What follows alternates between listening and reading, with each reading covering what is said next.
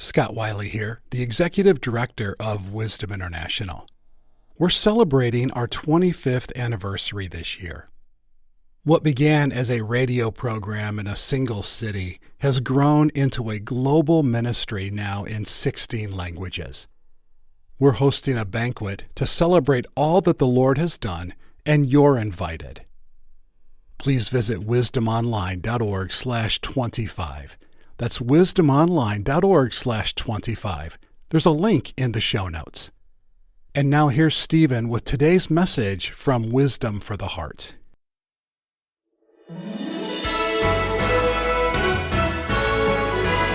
I wonder how many wives today in the evangelical church at large who have to discreetly give money to the Lord because they love the Lord as much as their husband loves his career path.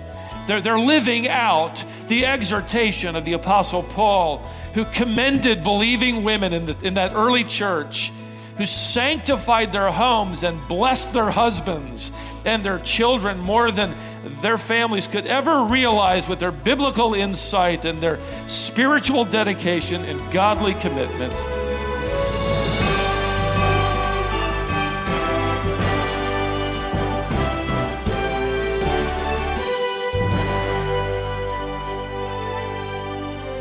In Pat Riley's book, he recounted his basketball coaching career. He told the story of a rather infamous 1981 season of the Los Angeles Lakers. The year before they had won the world championship, they were slated to win back-to-back. Quite a team with their star player, Magic Johnson. However, 3 weeks into the opening season, Magic Johnson tore some cartilage in his knee and was out for 3 months. The other players, Riley wrote, just sort of rallied, and they all played their hearts out. And they engaged in the challenges of playing without their star, and they won more than 70% of those games while Magic sat the bench. There was a particular date selected when he would be able to come back, and as that date approached, the media was going crazy. It was on every sportscaster's program. The newspapers were all talking about the return of Magic Johnson. And while doing that, the spotlight shifted away from the hardworking efforts of these other players, and they grew resentful and somewhat jealous. In fact, by the time he returned to the court that night, that game was sold out, every seat taken. The spotlight swung on him, and when he was introduced, it was an incredible, long, loud ovation. But Riley said the tension underneath, you could cut it with a knife. They barely won that game against a rather inferior team. It wasn't long before the players turned on each other. The morale of the entire team collapsed. The coach was fired, and the Lakers lost their playoff bid. Riley writes these interesting words. He says, because of pettiness and resentment, we executed one of the fastest falls from grace in NBA history. And then he kind of coined a phrase as he wrote, it was all because of the disease of me. Everybody on the team was infected. The disease of me. I thought of that when I came to this study today. In fact, if you were with us in our last study, when you came to the end of chapter 24 of 1 Samuel, you were amazed at the humility and the patience and the self-control of David. The king has slipped into the cave as a pit stop where David and his men are hiding. It's the perfect opportunity for revenge against this murderous king. And David responds with unbelievable self-sacrificing humility. The very next chapter we arrive at is the exact opposite reaction. In this conflict, David's temper not only boils over, but it's going to turn into potential murder. And this time you got to keep in mind, it isn't against the king of Israel. It's against this rather unknown wealthy rancher named Nabal. So what we're going to see is one of the fastest falls, as it were, from grace in the early life of David, as David gets all wrapped up in the disease of me. And by the way, before we dive in, if there's a lesson to underscore at the very outset, it would simply be this. Victories won today will still be temptations to be fought tomorrow. Chapter 25, if you're there, you notice it opens with a funeral.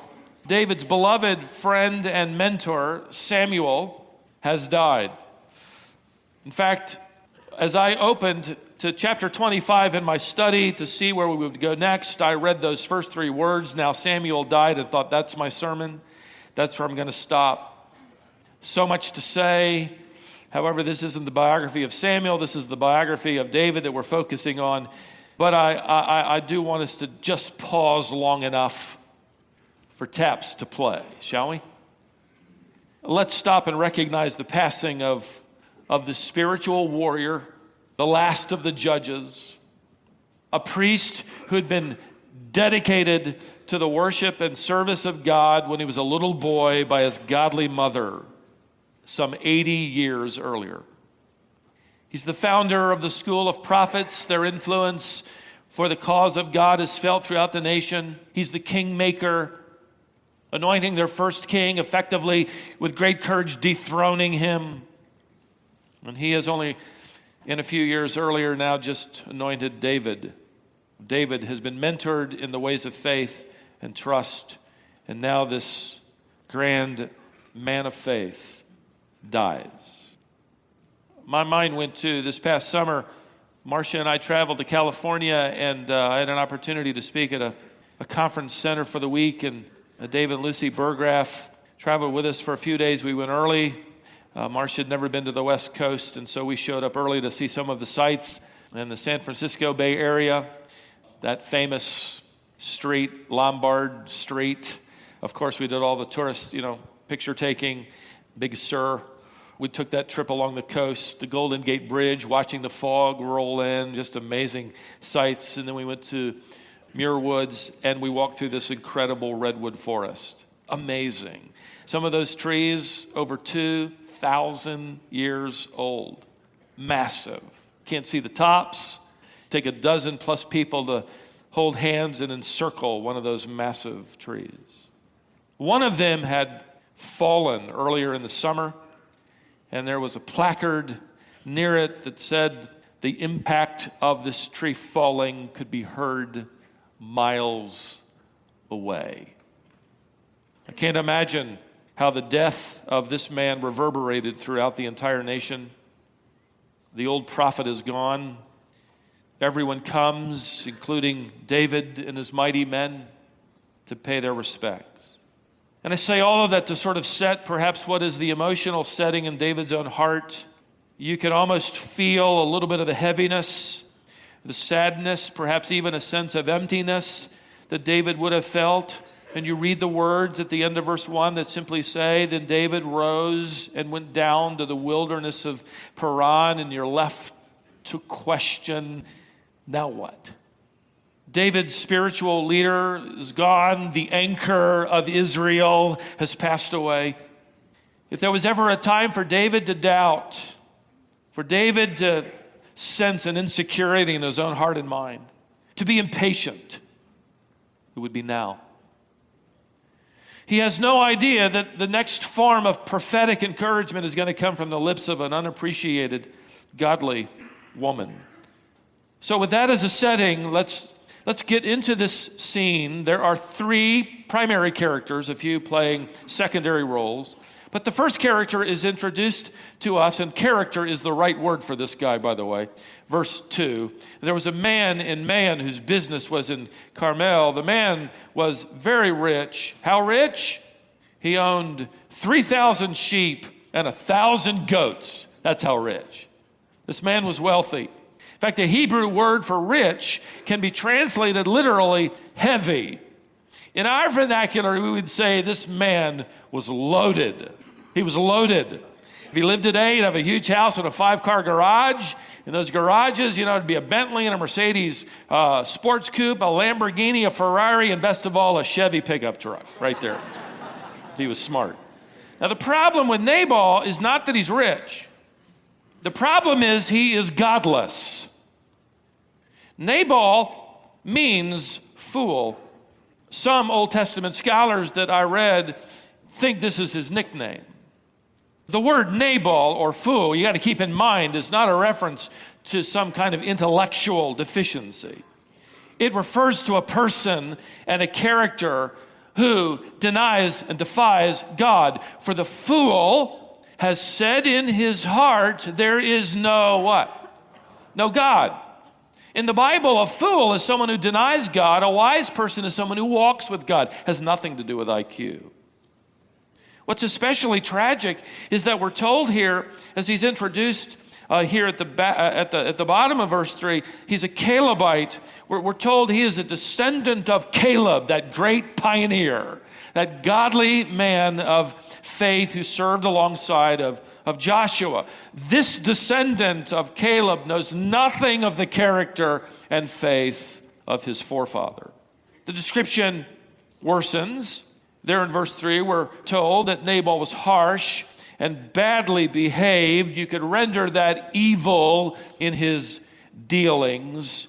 In other words, Nabal is demanding, he is deceptive, his word is no good, his handshake means absolutely nothing.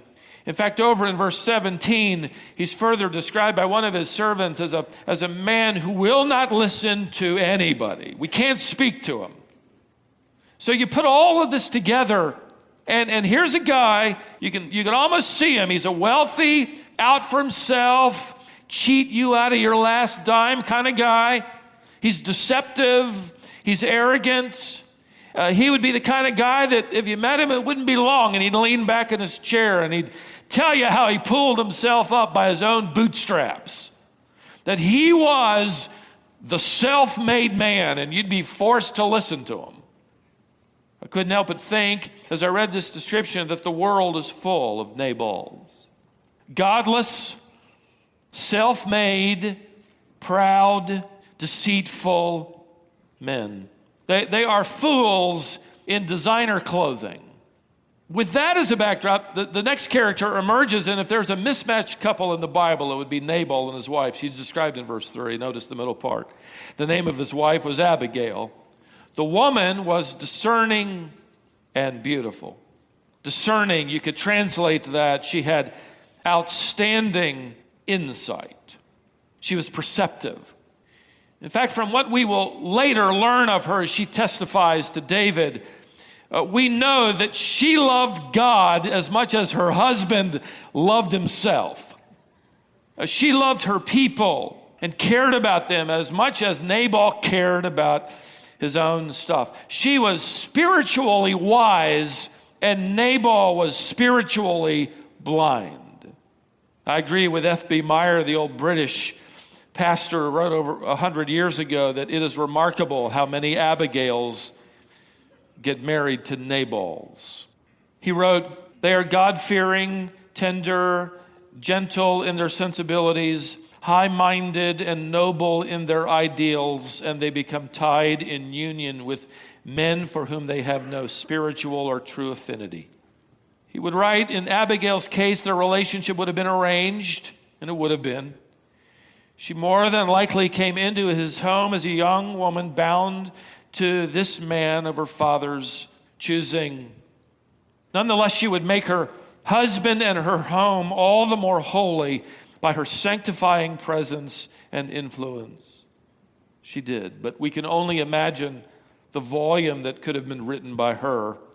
I believe it would have been a volume of tears and internal suffering, married to an arrogant, selfish, brutish man, a deceitful man who no doubt often embarrassed her sensitivities, mortifying her own character with her own sense of honesty and charitable, giving, kind nature. I have been aware as a pastor over these years of many women like Abigail.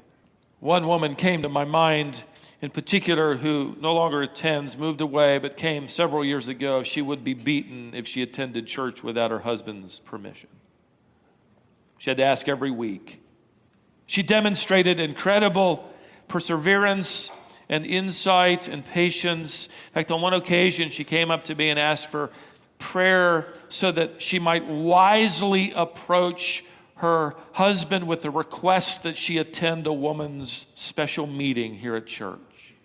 And I couldn't help but think, she is married to a fool who doesn't know what he has in her. I wonder how many wives today in the evangelical church at large who have to discreetly give money to the Lord. How many women suffer silently because they love the Lord as much as their husband loves his career path or his toys, his games, his stuff. How many women have insight spiritually and their husbands are spiritually blind? They're living out the exhortation of the Apostle Paul, who commended believing women in that early church who were married to unbelieving men or husbands who didn't act as believers, who sanctified their homes and blessed their husbands and their children more than their families could ever realize with their biblical insight and their spiritual dedication and godly commitment. As I read this, I want to tip my hat to every woman who can experience something of what she is experiencing. May your tribe increase. Now, with that as a backdrop, here comes the crisis, verse 4. David heard in the wilderness that Nabal was shearing his sheep. So David sent 10 young men, and David said to the young men, go to Carmel and go to Nabal and greet him in my name, and thus you shall greet him. Peace be to you, and peace be to your house, peace be to all that you have. I hear that you have shearers. Now your shepherds have been with us, and we did them no harm, and they missed nothing all the time they were in Carmel. Ask your young men, ask your shepherds, they'll tell you. Therefore, let my young men find favor in your eyes. We've come on a feast day. Please give whatever you have at hand to your servants and to your son, David. Very kindly, tactfully asking him for food. By the way, if you go down to verse 15, one of the servants confirms to Abigail with these interesting words. He says, it's true. We suffered no harm. We didn't miss anything when we were in the fields, as long as we went with them, David's men. They were a wall, verse 16, to us both by night and by day, all the while we were with them keeping the sheep. Here's what's happening. Roving bands of rustlers would steal from flocks and herds. Certainly the Philistines would, making the life of a shepherd all the more dangerous. But not when David and his men were around. They were like a wall. They protected the shepherds of Nabal and the flocks from being stolen. In fact, they didn't take any of them, which reveals some of their character. This isn't blackmail, by the way. David isn't some mafia guy asking, for payment for protection. It would be typical for farmers and ranchers to kind of tip the waiter here, so to speak, to give for those who've provided protection for their shepherds and their flocks. They had performed a wonderful service without being asked, and now it was appropriate. Can you give us some food? Sheep shearing, furthermore, was a time of celebration. David has waited for the most positive moment, the most advantageous moment, when everybody would be feeling generous. The crops are in. The sheep are shorn for Nabal to provide food. Notice his rather shocking reply, verse 10. Nabal answered David's servants, "Who is David? Who is the son of Jesse?" In other words, who does he think he is? This stinging accusation, notice, there are many servants these days who are breaking away from their masters. Oh, those are fighting words right there. Nabal is insinuating that David has rebelled against his master Saul. He's just roaming around the country with these good-for-nothings. Disloyal to the throne, good for nothing. This is a scathing response. Look at verse 11. Shall I take my bread and my water and my meat that I've killed for my shearers and give it to these men who come from I do not know where? You can just hear the bite and the spit. Notice his repeated use of my. This is my bread, my water, my meat, my shearers. It's all about I, me, and mine. He's terribly inflicted with the disease of me. He won't even give bread and water. Do you notice? Nabal effectively says, I don't know where you've come from. Simply another way of saying, you and your men mean absolutely nothing to me. If you took care of my shepherds, well, tough luck. I didn't ask you to. I don't owe you. And I couldn't care less about the lot of you. And by the way, this has political overtones to it. Nabal is denying David the respect of the king-elect. In fact, if you're wondering, well, maybe Nabal had never heard of David. Legitimate question. He would have known what his wife knew. In fact, just listen to his wife. Look over at verse 28, the latter part. Listen to what she says to David. For the Lord will certainly make my Lord, referring to David, a sure house. That word, sure, certain house, refers to a royal dynasty. It's a political term. She's saying, David, we know you're the anointed one by God to sit on the throne as the Prince of Israel, and we know that God will give your reign, your house, a royal dynasty. Nabal is saying, you're a nobody. I'm not going to pay you. I'm not going to treat you as the king-elect. Verse 12, so David's young men turned away and came back and told David all this. And David said to his men, every man strap on his sword. Get your guns on. Every man of them strapped on his sword. David also strapped on his sword. And about 400 men, this is overkill, literally. 400 men went up after David, while 200 remained with the baggage. That is, they stayed back to guard the camp. Now, if you're wondering what David plans on doing, let me eliminate any question. He is not negotiating. He didn't pack a peace pipe in there with his sword. Look down at verse 21. David said, surely in vain have I guarded all that this fellow has in the wilderness, so that nothing was missed of all that belonged to him. And he has returned me evil for good. David, that's not new, is it? The king's been returning evil for your good for years. He says, verse 22, but God do so to the enemies of David, and more also, if by morning I leave so much as one male alive. In other words, David and his men are going to slaughter this fool and all his descendants. Now, David has a right to be angry, but he doesn't have a right to murder anybody. Isn't it interesting that he knew he had no right to take vengeance against Saul? Now he's ready to chop off heads because he doesn't get a dozen sheep and some wineskins as payment for bunking down with Nabal's shepherds and keeping them safe. But don't miss it. David doesn't have a right to murder, but he does have a right to be angry. Be slow to anger. James 1:19 means there are times when you can be angry for the right thing, to the right amount, with the right intention. I wonder if maybe you can identify here with David. Maybe you're still reeling from the fact that you've been recently perhaps cheated. You shook hands. You kept your word. Maybe you even went above and beyond the call of duty. You worked hard. You were faithful.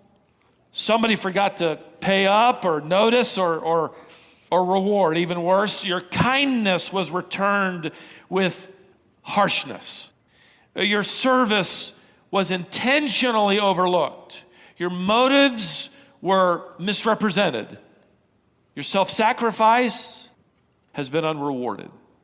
Maybe you were expecting a promotion or a pay raise, or maybe just a compliment or an honest response. Maybe you just tried to do a simple deed and it backfired. You helped an older woman across the street and you got to the other side, she hit you over the head with her umbrella because you walked too fast or something like that. I clipped this news article some time ago. Happened recently. The Denver Post ran it. 2 teenage girls, just on a whim, decided to bake chocolate chip cookies and give them to their neighbors in their neighborhood. If you're living in my neighborhood, that's a wonderful idea. However, after baking the cookies, it was a little late at night, just after 10. They decided to take the cookies only to the houses that had the lights on. They knocked on the door of one home, several houses down. The lights were on. The 49-year-old woman inside didn't answer, but instead called the police. She would then complain that these girls caused her anxiety. and she made a trip to the emergency room. The next day, she sued these two young girls and won. They had to pay her $900 fee to cover the emergency room visit. And the woman later told a reporter she hoped the girls had learned their lesson. What lesson? That she's a wacko?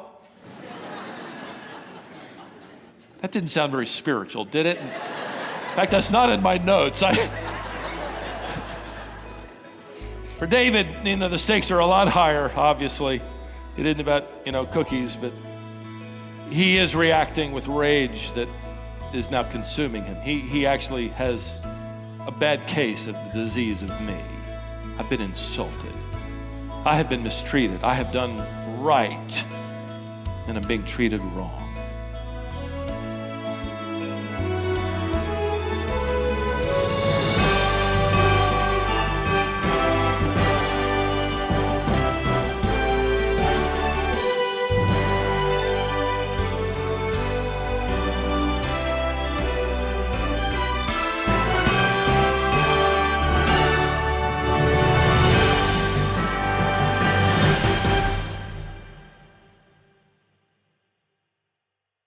That was Stephen Davey, and this is Wisdom for the Heart, a production of Wisdom International. Learn more at wisdomonline.org.